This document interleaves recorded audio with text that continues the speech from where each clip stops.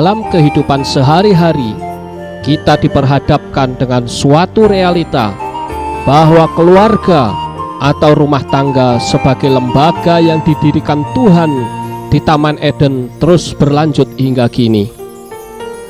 Keluarga, sebuah kata yang sangat sederhana dan semua orang mengenalnya.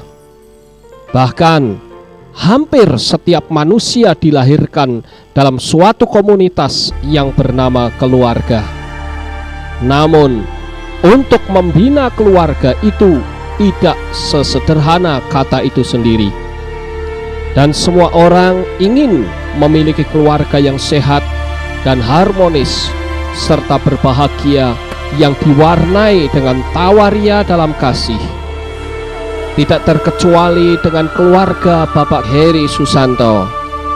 Kebahagiaan adalah merupakan kerinduannya dalam membina sebuah rumah tangga. Dengan bermodalkan kemauan yang keras, Bapak Heri Susanto bekerja sebagai kondektur bis antar kota. Naik turun bis, padatnya penumpang, dan udara kotor adalah merupakan makanan sehari-hari yang harus digumulinya.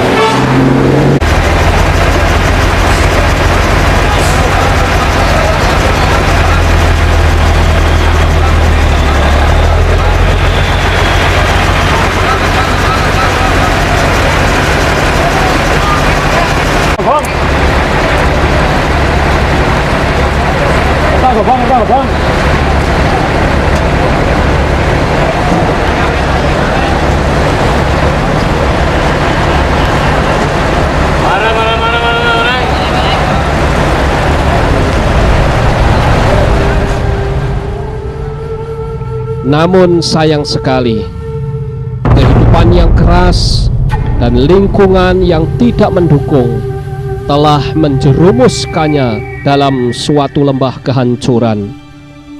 Perjudian, minuman keras, dan seks bebas akhirnya menjadi bagian dalam kehidupannya sehari-hari.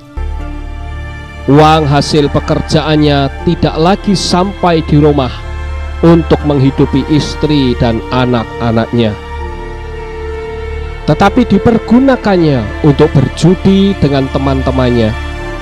Bahkan pertengkaran dan kata-kata kotor serta kekerasan terhadap istri juga menjadi bagian dalam kehidupannya.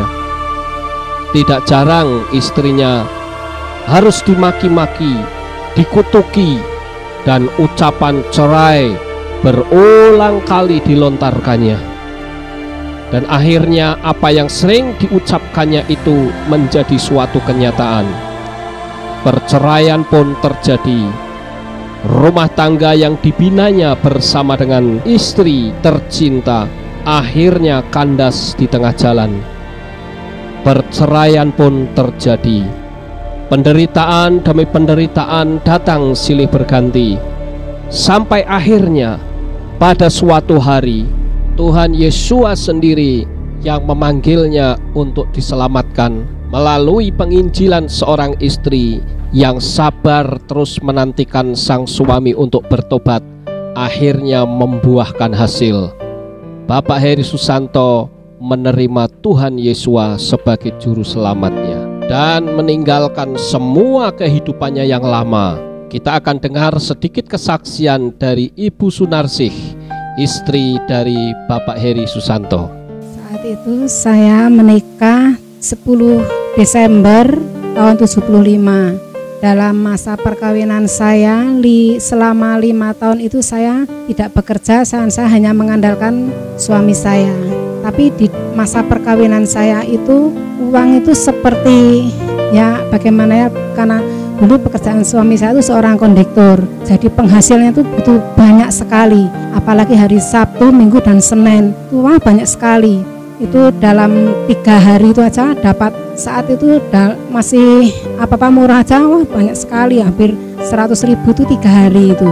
Tapi selama saya belum ikut Tuhan, itu uang tuh kok enggak pernah tersimpan itu loh. Pasti suami saya libur 1 minggu aja uang itu sudah habis. padahal itu selama dikumpulkan selama beberapa, ya 1 bulan dia bekerja, 1 minggu dia tidak bekerja tuh kok uang itu sudah habis, jadi tidak bisa beli apa-apa. Tapi setelah itu suami saya dalam tahun 81 itu, usia anak 1 tahun itu, suami saya tuh berbuat lebih gila lagi. Karena sebelum itu dia ya juga sudah sering main perempuan, main judi, minum. Tapi yang lebih parah lagi itu suami saya tuh malah membawa pulang perempuan, itu malah dibawa pulang ke rumah. Terus kami itu ya tidur bertiga.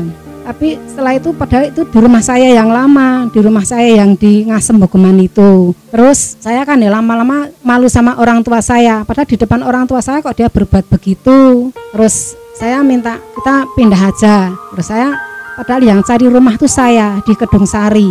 Tapi selama saya tuh 24 hari di sana, kok malah akhirnya perempuan itu yang menempati rumah itu.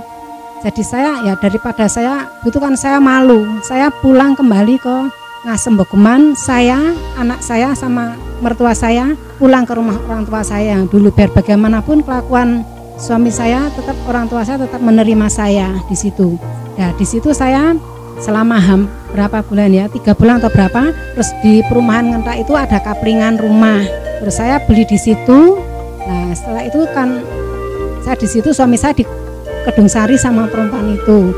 Jadi saya tuh tidak tahu dia itu bekerja atau tidak, saya tuh tidak tahu. Padahal saya tuh yang masih statusnya saat itu masih suami istri.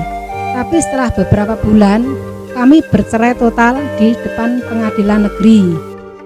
Akhirnya saya bertempat menerima Tuhan Yesus itu melalui teman saya, Putri. Putri itu adalah teman saya dari mulai SD sampai sekarang itu tetap masih teman, apalagi sekarang kami sudah di dalam Tuhan, jadi kami sudah seperti saudara sendiri. Setiap kali saya lewat di depan rumahnya, dia pasti mengajak saya, ayo ke gereja, tapi saya tetap tidak mau.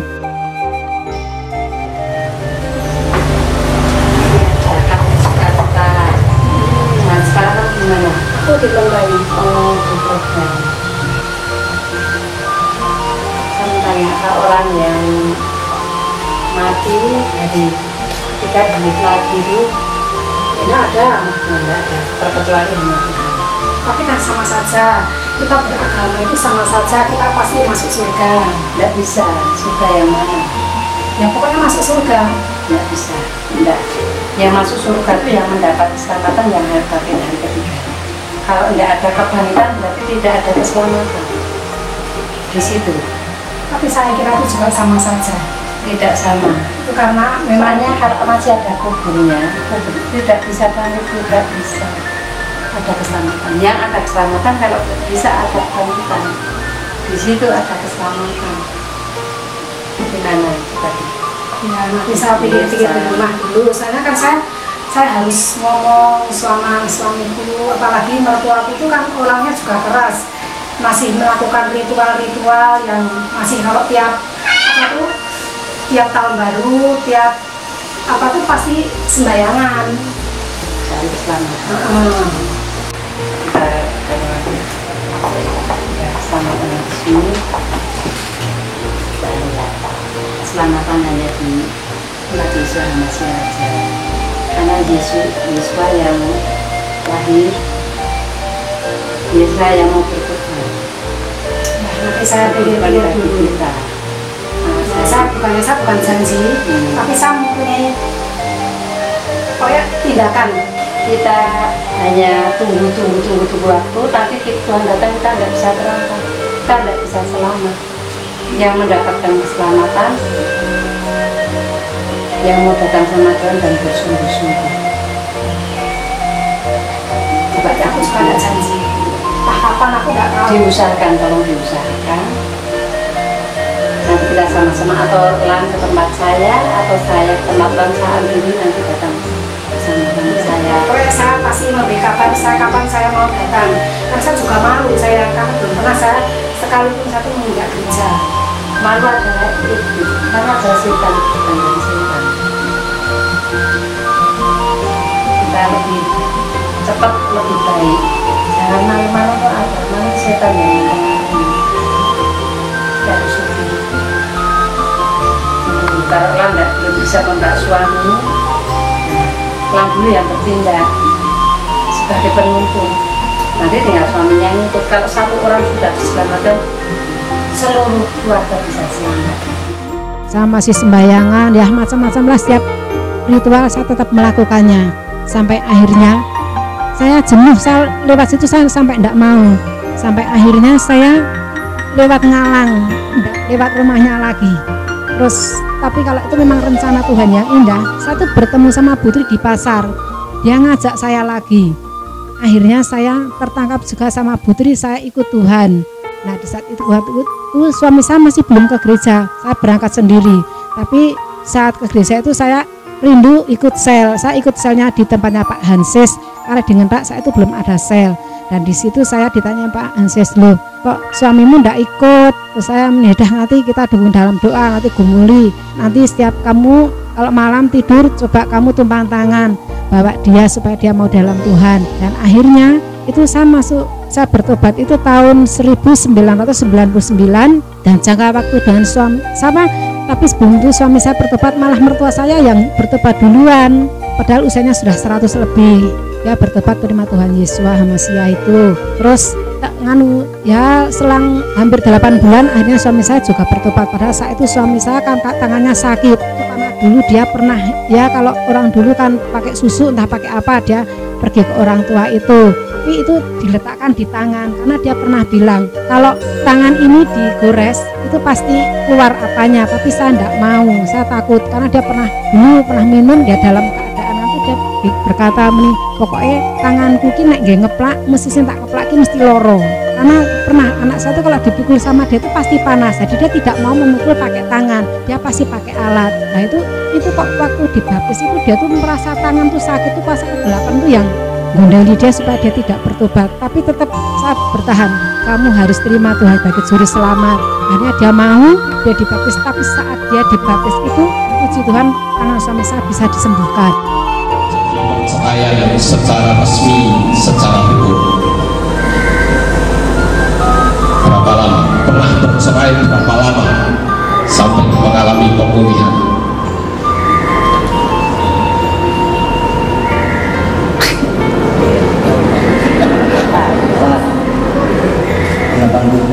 Nah, coba mic-nya dibesarkan. Dari tahun berapa?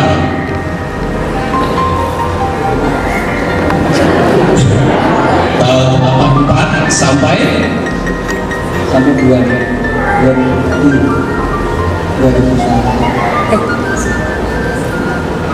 Saya dibaptis itu tahun. Ya, ada 4 tahun? Ada ya. Saudara, pernah terjadi perceraian 4 tahun lamanya. Bukan satu waktu yang pendek, namun waktu yang cukup lama.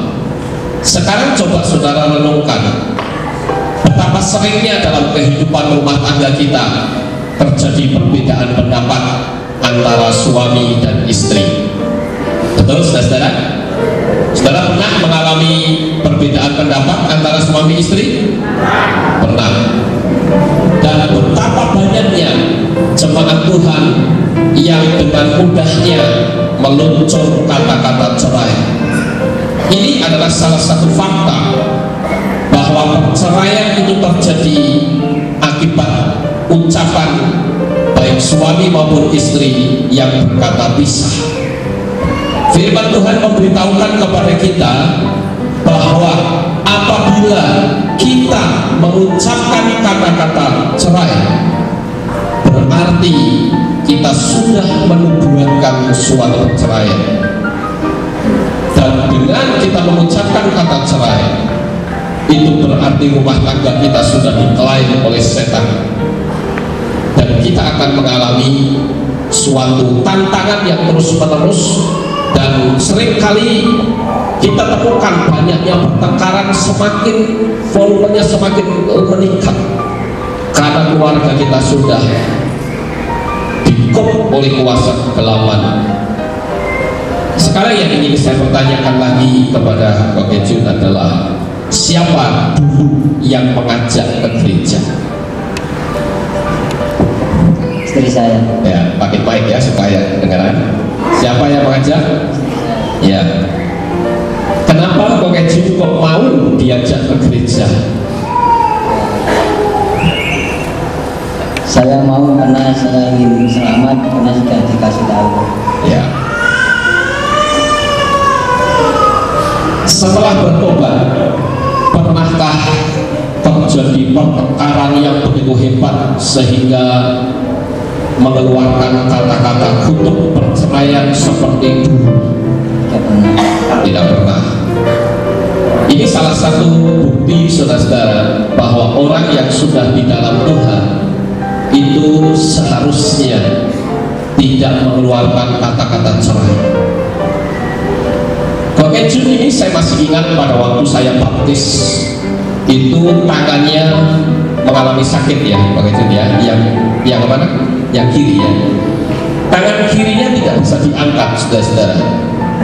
Dan waktu itu memang cukup berat ya posisinya dan harus dioperasi katanya.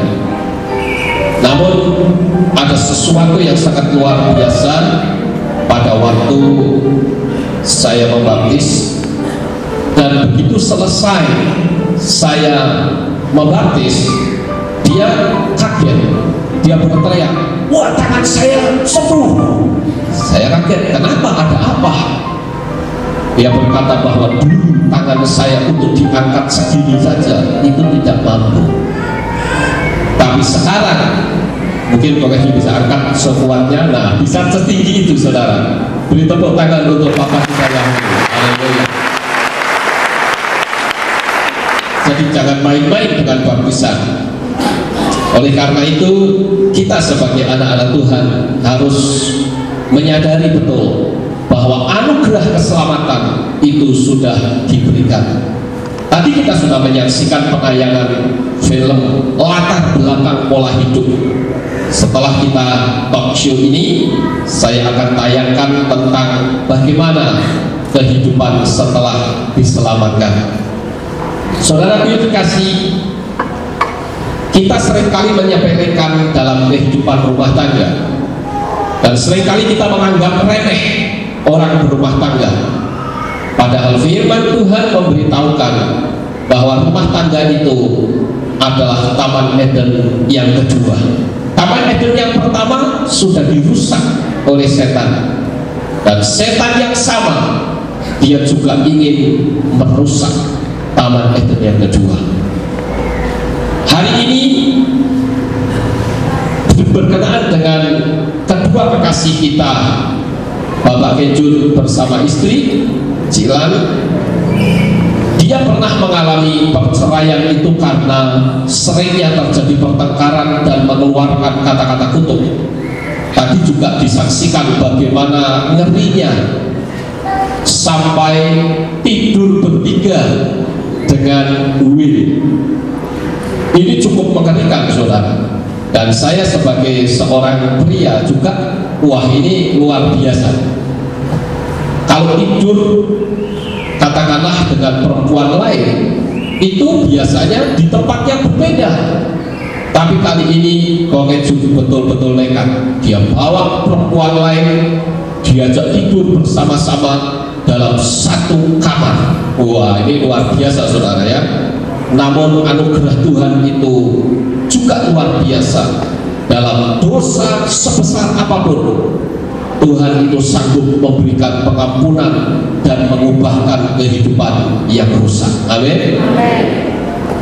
Pertanyaan berikutnya, cerai itu adalah kata-kata yang seringkali atau selalu diucapkan kalau terjadi perbedaan pendapat. Sekarang kira-kira kata-kata apa yang Koketjun ucapkan kepada istri pada saat ada rasa jengkel, ada rasa beda pendapat? Kira-kira apa yang diucapkannya? Bilang terima kasih sama Tuhan, saya tidak mau marah lagi. Ya.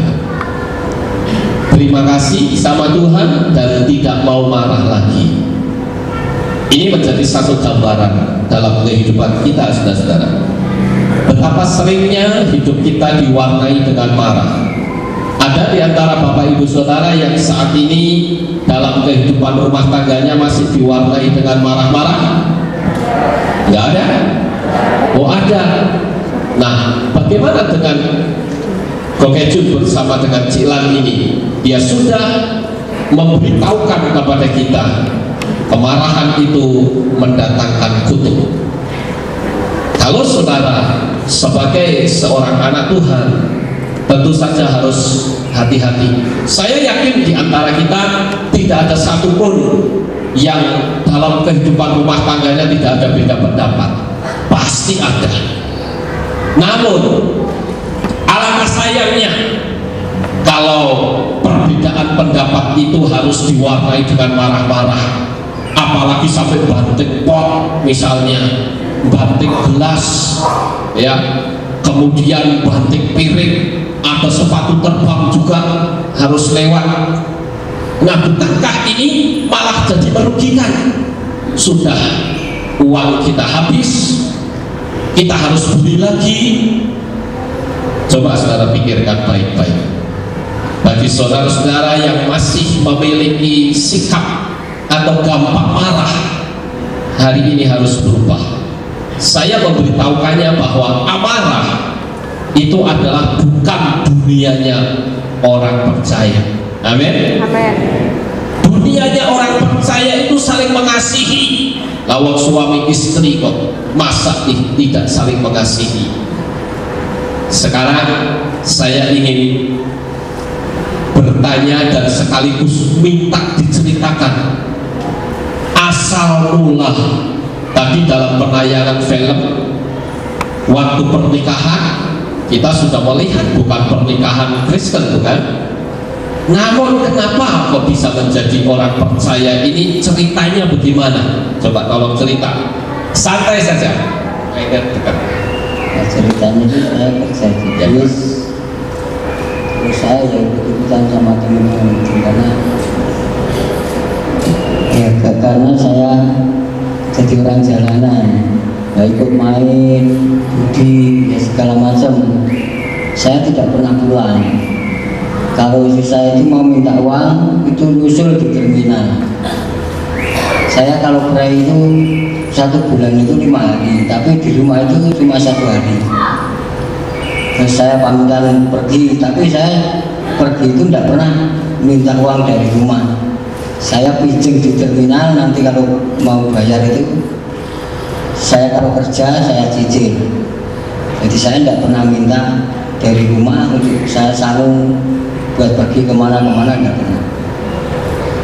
Nah itu saya sering pergi ke tempat orang-orang yang nggak benar itu kesukaan saya dulu. Tapi sekarang ya saya sudah bertobat, saya sudah tidak mau lagi karena ada saudara saya yang dari Jakarta itu mesti familinya istri saya juga jadi pendeta di Pekalongan Pak, mana itu mampir ke tempat saya itu, saya dikandani, oh nganu jangan itu buat sudah sekarang itu bertobat aja, nanti hidupnya akan tenang.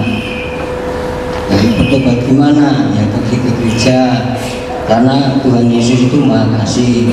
Ya, saya cuma bilang iya gitu, tapi sampai berapa lama itu ada 3 tahun 4 tahun itu saya mesti mikir-mikir. Ya terakhir itu saya mesti pergi ke Klenteng. Bapak saya itu dulu memang dari Klenteng.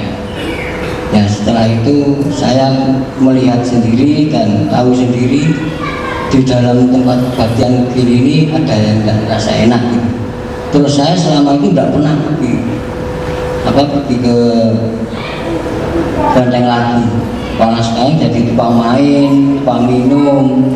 Tapi saya selama minum nggak pernah mabuk, nggak pernah bengok-bengok itu nggak pernah. Cuma saya kalau minum. Cuma saya sampai pulang itu sampai tidur di got itu. Tempat saya dulu di Ngasem itu, sampai tidur di tempat Kalenan itu. Nah, istri saya itu sampai nangis-nangis. Nah di situ pindah di Mendak. Saya mulai tahun anak saya itu sekolah kelas 1 SMP itu saya sudah berjanji. Terakhir itu saya minta uang 5.000 buat lotre ayam. Saya bilang sama dia, ini mesti saya menang, nanti saya kembalikan uangnya. Tapi betul, itu bijinya itu 10, semua itu sudah dapat 9, 8, saya belum dapat. Nah, saya 3 kali aja sudah gol kena saya. Sudah itu saya kembalikan uangnya, sampai sekarang saya tidak main lagi. Terus saya merokok. Nah, dulu merokok itu satu hari itu hampir 4 bungkus rokok Samsung itu tidak pernah ganti. Nah, terus saya bertobat. Saya bersyukur sama Pak Ansis. Saya dijualkan sama Pak Ansis itu lebih dari 10 kali. Suruh beli rokok, bunyi-bunyinya bulan tidak rokok. Nah, suruh ya saya mau jadi kuli. Macul itu dikirim rokok. Tidak tahu, tak rokok lagi nggak. Kelingan itu sudah tak rokok, ya tak terus kirim. Gimana mau sudah dikasih ya rokok gitu, pikirnya mau nggak beli. Terakhir itu saya biasanya di uang nggak punya uang, cuma beli 1000 itu dapat 3, permennya 2. Dari terakhir tahun 2002 itu, nah 2002 itu saya beli rokok 1000 kok dikasih 2. Loh Pak, biasanya rokoknya 3, rokok permennya 2. Nah, sekarang sudah 500 ya. Nah, terus saya itu berjanji, yang satu saya rokok, yang satu enggak.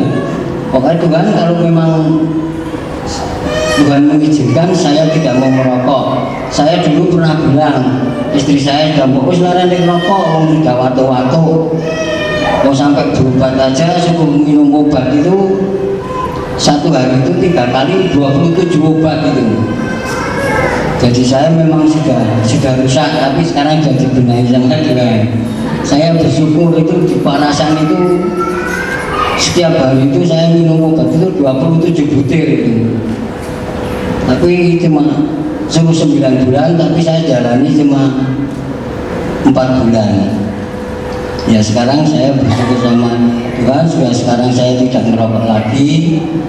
Saya sudah diperingatkan sama Pak Ansis, itu saya juga bersyukur karena sudah didoakan beberapa kali. Tapi saya bertobat merondak merokok itu ya memang mau jangan merokok. Wah, di orang rokok amur orang madan. Nah, saya sudah jadi orang Kristen di sini dengar sama Pak Lukas Mas khotbah di sini. Coba kalau berani tidak makan rokok saya belikan. Wah, saya mikir-mikir, saya tidak makan, mesti saya usik garing mati ini nggak ngerokok, saya nggak mati saya bilang. Terus itu saya nggak ngerokok sampai sekarang ini tahun 2002 sampai sekarang saya sudah nggak pernah ngerokok lagi. Saya bersyukur dan saya mau berbakti sama Tuhan karena saya sudah sering dengan sini firman Tuhan. Ya saya sekarang ini bersyukur saya sudah diberkati. Dulu juga bebek saya hilang. Bebek 34 uang yang pinjam itu hilang, dipinjami orang 700 suruh mengembalikan 1 juta 1 tahun. Saya mau tak beli bebek 1 bulan, bebek hilang semua itu. Saya bilang sama Pak Lukas, ini bebek saya hilang. Ya sudah, tidak apa-apa. Ya, saya mau marah, anak-anak itu sudah mau marani sama orang yang mencuri itu, tapi saya tidak tahu, cuma kata orang itu orang sana itu dibawa sama jalur 9 1204 nomornya. Nanti saya bilang mereka tidak boleh karena kamu tidak tahu, tidak boleh menganiaya orang. Saya sudah memang itu sudah kehendak Tuhan, tapi saya mesti diganti sama Tuhan. Nah, saya betul, terus saya ya bersyukur sama yang ngasih sampai sekarang ini masih punya bebek. Saya memang ya saya tidak punya uang. Saya beli bebek itu pinjam Pak Samuel 350, tapi sekarang sudah lunas. Sama pinjam Pak Edi Muntilan itu 300, sekarang sudah lunas. Yang 700 juga sudah lunas semua. Saya sudah tidak punya utang sekarang. Saya bersyukur dari hasil bebek itu. Saya juga bersyukur Pak Edi sama Pak Samuel karena saya sudah ditolong sampai sekarang. Bebek saya masih ada 34 sampai sekarang ini. Saya terima kasih. Ya cuma itu saya. Terima kasih. Saudara, kita sudah melihat atau mendengar bahwa profesi Koke Jun ini sekarang sebagai seorang gembala bebek, saudara ya. Nanti saudara akan lihat pasukannya sebentar ya di tayangan film. Itu adalah kehidupan yang baru. Sekarang saya ingin tanya kepada Jihan, ya Pak ini.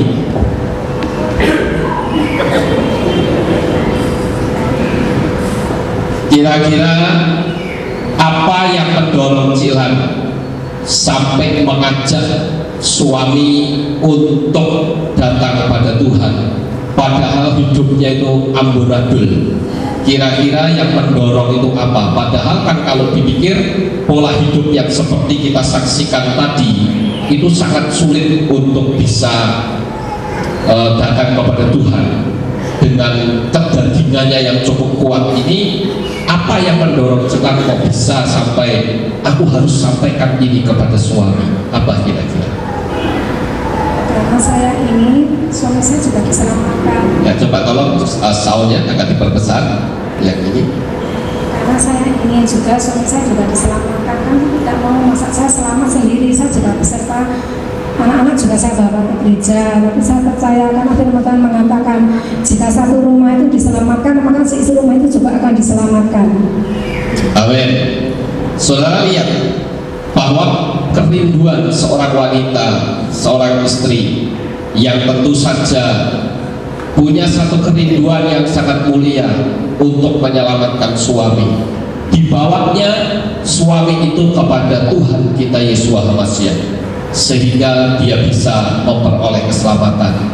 Saya seringkali menemukan ada banyak suami-suami yang kurang terbeban dengan istri, namun melalui firman Tuhan dalam format talk show ini, saya ingin saudara sekalian bisa memiliki beban bagi istri-istri atau bagi suami-suami yang orang dekat saudara belum di dalam Tuhan. Ajaklah dia supaya dia memperoleh keselamatan. Amin, saudara. Nah, sekarang saya ingin bertanya kepada Koke Jun, di gereja mana pertama Koke Jun masuk dalam kekristenan? Di gereja mana? Saya pertama masuk juga di Alpha Omega sini. Oh, di sini pertama. Iya, pertama. Tahun berapa itu ya? Tahun 2000. Tahun 2000. Jadi pertama kali dia masuk ke tempat ini sampai sekarang. Lah, bagaimana tanggapan Koke Jun dengan terjadinya perubahan-perubahan dalam dunia Kristen, yang mana kita memanggil nama Yahweh sekarang pakai lagi Yeshua Hamasiah? Apa yang menjadi pikiran Koke Jun sehingga tetap tinggal di gereja ini? Ya, saya tetap mau tinggal sampai saya mati pun mau tinggal di sini, karena saya itu sebenarnya udah tahu, saya itu nggak sekolah, cuma dulu tuh sekolah saya nggak pakai itu, pakai sabak kok, nggak pakai buku. Tapi sekarang saya sudah tahu, dulu tidak tahu apa yang menyelamatkan saya tidak tahu, tapi sekarang saya jadi tahu Bapak yang sebenarnya, Tuhan yang menyelamatkan saya tidak tahu, sekarang jadi tahu yang di gereja ini, karena saya sering mendengar firman Tuhan yang disampaikan oleh Bapak Gembala. Itu. Ya, dari kisah ini saudara, betapa pentingnya kita mencermati firman Tuhan. Seringkali kita menemukan atau mendengar betapa banyaknya jemaat yang ketika firman Tuhan itu disampaikan, dia kurang memperhatikan. Ada yang jalan-jalan di luar, ada yang di belakang. Padahal kebaktiannya seminggu cuma 1 kali, belum lagi dipotong terlambatnya. Lalu dapat apa ke gereja? Itu sebabnya melalui pertemuan kita pada pagi ini, kita bisa paham bahwa kehidupan dalam dunia kekristenan, apalagi kalau kita datang sama Tuhan, itu kita mesti serius, karena dia sudah menyelamatkan kita. Sebelum saya lanjutkan pertanyaan saya berikutnya, barangkali ada di antara jemaat Tuhan yang ingin menanyakan sesuatu, karena pagi ini kita punya format berbeda. Saya ingin memberikan kesempatan 3 orang untuk bertanya dalam 3 pertanyaan kepada Koke Jun bersama dengan istri. Siapa yang mau bertanya silahkan angkat tangan. Dilakukan di mana? Apa di website apa di rumah biasa? Cuma itu dengan tradisi alat Jawa itu dengan apa ritual apa gitu. Terima kasih. Lihat sendiri ya, mereka pakai hio dan sebagainya. Itu bukan cara Kristen, itu pernikahan awalnya. Tadi pertanyaan Tohlim, kira-kira Koke Jun bagaimana dengan pernikahan itu? Apakah sudah ada pembaharuan di dalam kekristenan?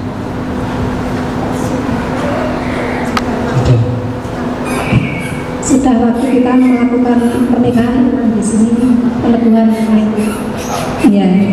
Nah, saudara, pernikahan yang lama yang menggunakan kepercayaan lain itu dibatalkan pada waktu adanya pemberkatan pernikahan massal beberapa waktu yang lalu. Itu jawabannya Pak Dewi. Ya. Kesempatan yang diberikan pada saya bertanya pada Ibu Tilan. Ya, untuk zaman sekarang ini yang sering saya dengar kalau ada seorang suami yang tidak bertanggung jawab, ya, tidak mau memberikan nafkah, biasanya si istri yang mengambil keputusan dulu untuk minta cerai, kemudian atas mencari gantinya. Tapi di sini Cilan mengambil keputusan lain, ya, dengan bertanggung jawab terhadap keluarganya dan bahkan menyadarkan suaminya untuk bertobat ke dalam kepada Tuhan Yesus. Yang mau saya tanyakan, kegiatan Ibu ini Cilan selama mencukupi kebutuhan rumah tangganya itu kira-kira diatasi dengan cara apa, dan kegiatannya itu apa saja gitu ya? Datang sendiri, tapi kadang-kadang orang tukang ojek itu yang kirim. Tapi lama-lama kan saya kan juga malu kalau saya suruh jemput dia di terminal. Katanya kan tidak enak gitu. Lama-lama saya pikir, masa kalau gini saya mau kerja. Tapi ya sebenarnya dengan masalah itu saya juga merasakan kadang-kadang saya merasa bersyukur. Dulu selama saya menikah dan belum ada perceraian itu, saya sama sekali belum pernah bekerja. Jadi saya total mengandalkan suami saya. Tapi setelah kejadian itu baru pikiran saya terbuka, saya mau kerja. Kalau nggak begitu, oh bagaimana lagi? Karena saya itu di rumah saya itu ada anak tua saya juga ikut saya dengan anak saya. Saya mau kerja sampai sekarang itu saya bekerja menjahit. Dulu saya semenjak kelas SD itu saya sudah kursus menjahit. Terus ya itu terus saya pendam tidak. Saya pergunakan untuk bekerja. Cuman pada waktu itu sempat talentanya terpendam gitu ya, tidak berbuat apa-apa ya. Cuman hanya ngandalkan suami, sementara suaminya miring-miring. Pertanyaan saya khususkan untuk Cilan ya. Kalau kita lihat dari tayangan tadi bahwa kehidupan Kojun sebelum bertobat itu pulang bawa perempuan lain dan tidur bersama-sama dalam satu kamar. Nah, kalau orang perempuan atau seorang istri melihat hal ini itu sudah tidak bisa dimaafkan. Sampai tadi kalau kita lihat kan terjadi perceraian. Tapi 4 tahun kemudian Cilan kok bisa menerima kembali kehidupan Kojun. Padahal kalau perempuan lain biasanya itu sudah sakit hati dan tidak akan pernah mau menikah lagi dengan orang yang sama setelah melakukan kesalahan seperti itu. Nah, di sini pertanyaan saya, bagaimana cara Cilan untuk mengampuni Kojun sampai mau menikah lagi setelah Kojun sudah melakukan kesalahan yang begitu besar? Terima kasih. Soalnya saya itu sudah merasakan hidup rumah tangga. Jadi saya tidak mau, kalau saya rasakan itu memang sakit hati. Tapi bagaimana lagi itu memang sudah. Kalau dulu saya kan belum ada, saya bilang memang nasib saya. Seandainya saya bercerai, juga ada orang yang mau menikah dengan saya, tapi saya sudah berkomitmen. Pokoknya mulai hari ini saya tidak mau menikah lagi sampai selamanya. Udah kalau dia udah mau bercerai, karena iya kalau saya tuh kawin lagi ya, kalau saya mendapat suami yang baik, kalau mendapat suami yang lebih jelek lagi kan itu membuat saya merasa tertekan. Tapi ya saya juga memajak dulu itu saya sudah berjanji dalam diri saya, apapun yang terjadi, kalau dia memang bisa kembali kepada saya, apapun yang dia lakukan, apa yang dia perbuat, saya tetap akan mengampuni itu. Padahal saat itu saya belum di dalam Tuhan, tapi saya sudah berkomitmen, saya tetap mengasihi dia apapun yang terjadi. Beritahu bisa lakukan itu karena saya tahu di dalam dirinya hanya ada kasih Tuhan. Sama seperti Bapak kita Yahweh, kalau melihat manusia begitu jahat, kuat Tuhan kepada kita, tapi kasihnya yang begitu sempurna, dia tetap membuka tangannya lebar-lebar.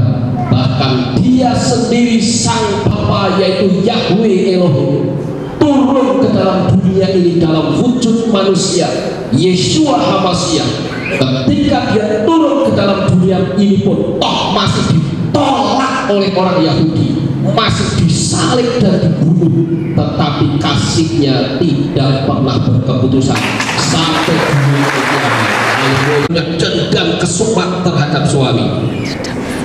Waktu itu saya memang sudah berjanji saya akan melupakan segalanya dan saya akan mengampuninya sampai selama-lamanya. Saya tidak punya rasa dendam ataupun sakit hati. Banyak orang yang mengatakan kamu tuh bodoh, suamimu begitu kok kau mau. Tapi saya tetap percaya suatu saat dia tuh pasti akan pulang. Amin. Saat itu saya juga nggak tahu kok saya kok berpengharapan seperti itu. Apa karena saya kurang mengasihi, saya juga nggak tahu. Lalu kapan Cik Lan menjadi orang Kristen? Saya masuk Kristen itu tahun 99. Saya itu aja, saya sering diinjili sama Putri itu. Dulu saya kalau lewat rumahnya itu saya pasti pokoknya lu ke gereja, saya tidak mau. Loh, kalau kamu pergi ke gereja, kamu tuh akan diselamatkan. Saya tetap tidak mau. Saya kalau lewat rumah, saya sampai kalau berangkat kerja saya tuh tidak mau lewat rumahnya, entah bagaimana saya tetap menghindar. Tapi karena memang itu kasih Tuhan, dia akan menginjili sampai tidak bosan-bosannya. Tapi saya tetap tuh menghindar terus. Tapi kok saya kok tertangkap sama dia, ketemu dia di pasar, dia injili, ya udah saya besok mau berangkat gitu. Haleluya. Perbedaannya luar biasa, banyak sekali. Dia sudah tidak pernah yang marah-marah, tidak pernah minum, tidak pernah berjudi, ya semuanya dia bisa berubah. Kehidupan Bapak dan Ibu Heri akhirnya diperbaharui oleh kasih Tuhan Yeshua HaMashiach. Hidup mereka berdua masih amat sederhana, namun kebahagiaan senantiasa mereka dapatkan. Tidak ada lagi pertengkaran, tidak ada lagi kata-kata kutuk, tidak ada lagi kebencian, hanya kasih yang mengalir di dalam hati mereka berdua. Bapak Heri pun akhirnya beralih profesi. Dia tidak lagi menjadi kondektur bis antar kota, melainkan sekarang menjadi seorang gembala bebek yang setiap hari membawa keluar bebek-bebeknya dan memberikan makan dengan penuh kesabaran.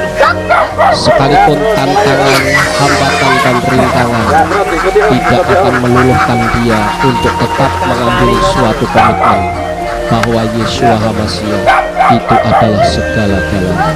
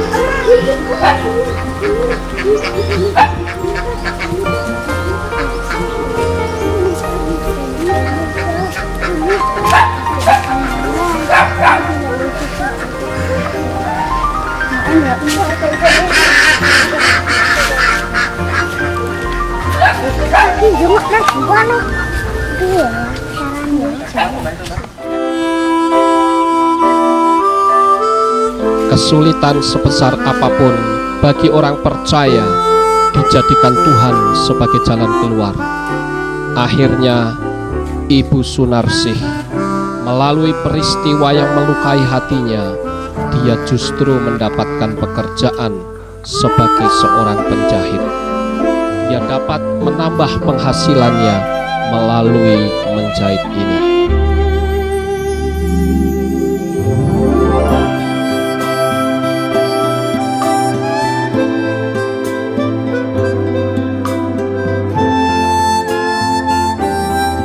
Kehidupan Bapak dan Ibu Heri pun benar-benar sudah berubah total.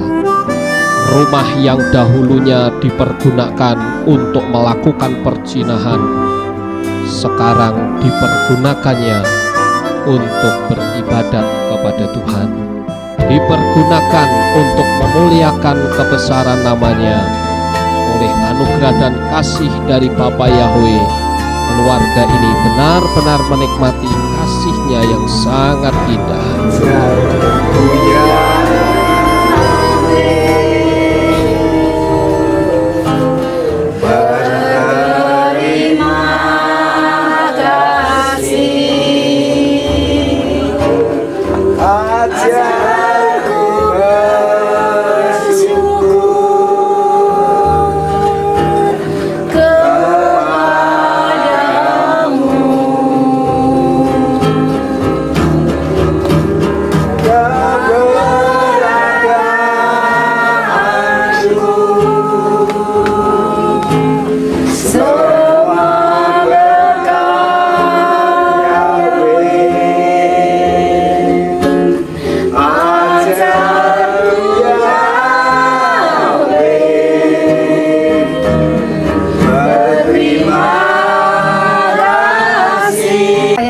Di dalam surga, jika pada malam hari ini Bapa kami ada dan berkumpul di tempat ini, semua adalah karena kasih dan anugerah yang telah Engkau berikan kepada kami.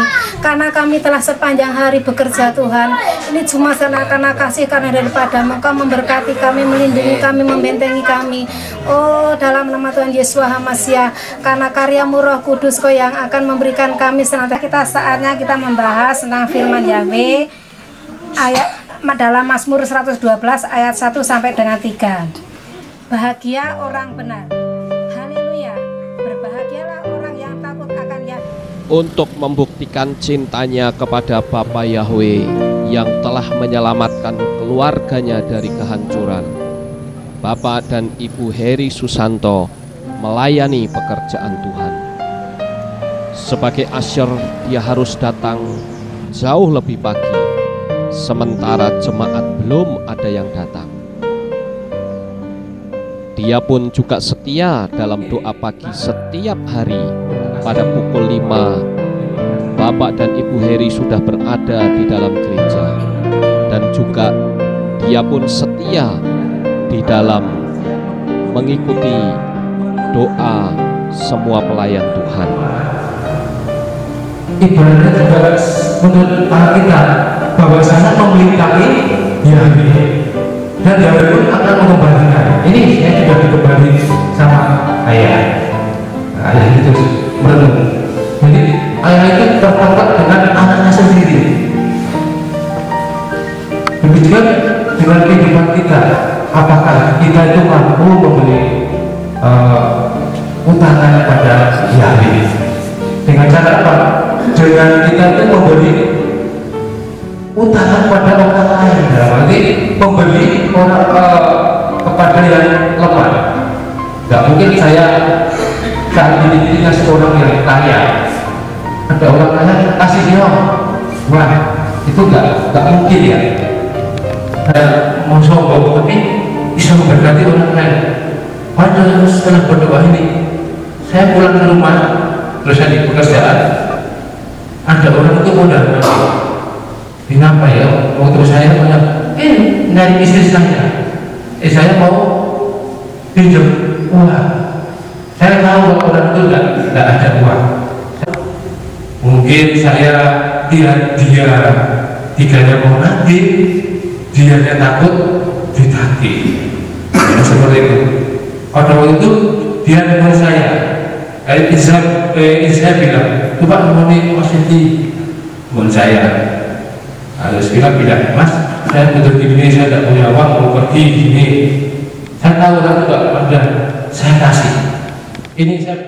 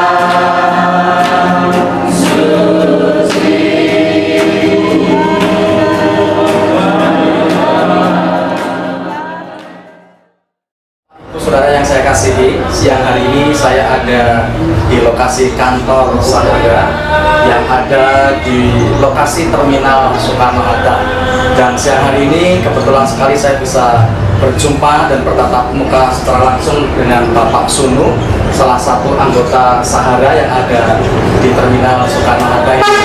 Menurut informasi yang saya dapatkan, Terminal Soekarno-Hatta ini memiliki berbagai macam keunggulan dibanding dengan terminal-terminal yang lain. Oleh sebab itu, untuk mendapatkan informasi lebih jelas, saya ingin menanyakan secara langsung kepada Bapak Sunu sebagai salah satu anggota Sahara di tempat ini. Pak Sunu, selamat siang. Selamat. Saya mendengar Terminal Soekarno-Hatta ini memiliki keunggulan dibanding dengan terminal-terminal yang lain. Kira-kira apa Pak Sunu bisa diceritakan kepada masyarakat luas sebagai bahan informasi bahwa terminal ini memang terminal yang memiliki keunggulan? Ya, sejak tahun 2002, tepatnya tanggal 4 November kita berdiri di sini. Itu adalah gerakan moral kami untuk membantu masyarakat dan petugas keamanan di Magelang, karena kami memandang di sini waktu itu rawan sekali, dan karena waktu itu kami juga, saya sendiri seorang kondektur, saya sangat merasakan kalau kehidupan masyarakat di jalan itu sangat tidak sulit pelaku jalan. Akhirnya kita muncul, ini gerakan moral kita sendiri ingin membantu. Setelah kita muncul, ternyata kita berusaha, Tuhan memberkati. Di sini sekarang bisa bersih, ada terbukti di sini. Pernah dimuat itu Bernas, itu dari bulan Bernas, bahwa copet dan jambret sampai detik ini puji Tuhan sudah tidak masuk di terminal, baik yang mau main maupun tidak bekerja, tidak boleh sama sekali. Jadi di sini betul-betul aman. Dan kita di sini karena berkat dukungan masyarakat juga, kita bekerja sama langsung dengan para asongan. Di sini ada 40 asongan mandiri yang kira-kira perlu diberikan 350 orang lebih, dan pengamen yang ada 3 grup, kira-kira jumlahnya 9. Ya, kira-kira itu. Jadi untuk asongan yang dari luar maupun pengamen dari luar tidak bisa sembarangan masuk ke sini, lebih coba dan seperti itu ya. Saya juga mendengar Pak Sunu, aktivitas perjudian di sekitar terminal ini juga sudah tidak ada. Jadi bisa menjadi terminal yang bersih, apakah betul seperti itu Pak Sunu? Sangat benar. Dulu sini memang banyak judi, banyak penjudi, setiap hari kita menyaksikan judi, tapi akhirnya kembali lagi dengan gerakan moral kita berusaha menghapus judi itu meskipun dengan rintangan yang sangat berat, berat sekali. Jadi tidak semudah, tidak senyaman seperti yang saat ini bisa dinikmati masyarakat. Itu sangat berat di sini. Sekarang mungkin dari Pak Sunu sebagai anggota Sahara, mungkin ada pesan-pesan yang ingin disampaikan kepada masyarakat luas tentang keberadaan Sahara yang ada di terminal Soekarno-Hatta ini. Mungkin ada pesan-pesan untuk masyarakat pengguna terminal Soekarno-Hatta ini, mungkin ada pesan-pesan Pak Sunu.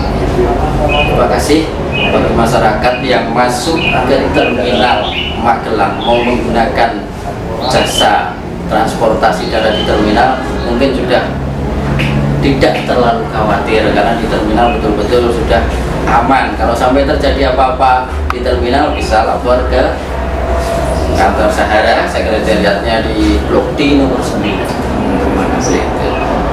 Ya, terima kasih Bapak Ibu Saudara.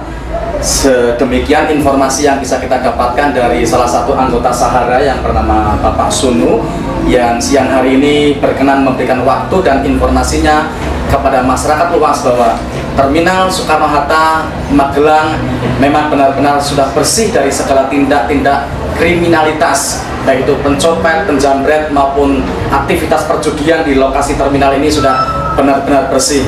Ini bisa menjadikan contoh buat kita semua masyarakat Kota Magelang agar bisa membangun suasana yang seperti itu.